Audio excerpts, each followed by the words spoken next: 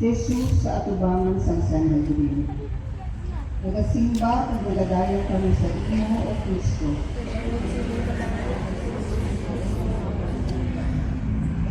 Ang pagbasa sa Santo si Ebanghelyo, sulo kay San Marcos. Maya sa imo, O Ginoo.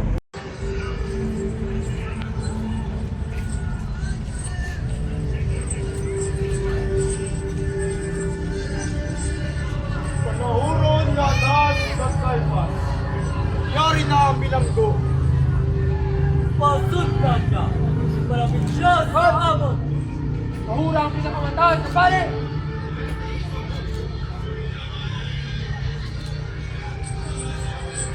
Ikaw si Jesus ang naghambal nga pangagugon mo ang templo sa gang kasubuan ni Moises.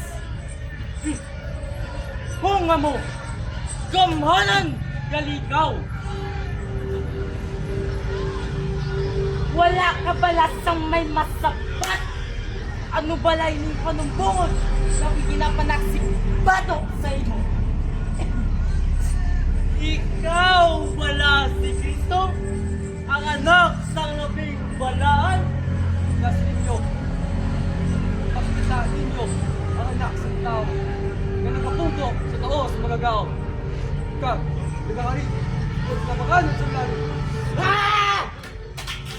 Ah! Ginahanglan pa pala sa mga saksi. Kamu na mismo nakabati sa sininga pagtambala sa Diyos. Ano bala? Ang inyo! Si Sean!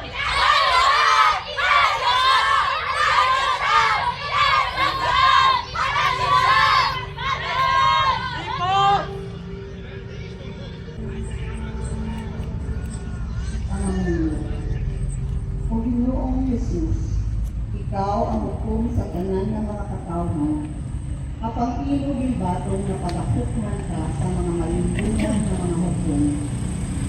Ikaw ang labing balaan. Ikaw ang wala sa sala.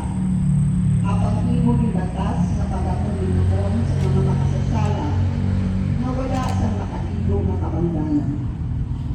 Makaroon na panahon, padayon sa gihapon ng pagluntad sa pagtimbong sa imo katawan, tungkol sa korupsyon ng mga proyekto na wala nagadala sa magtulog ng kaayuhan para sa kanan.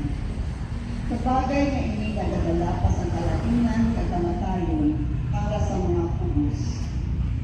Matali kami Ginoo sa kaalam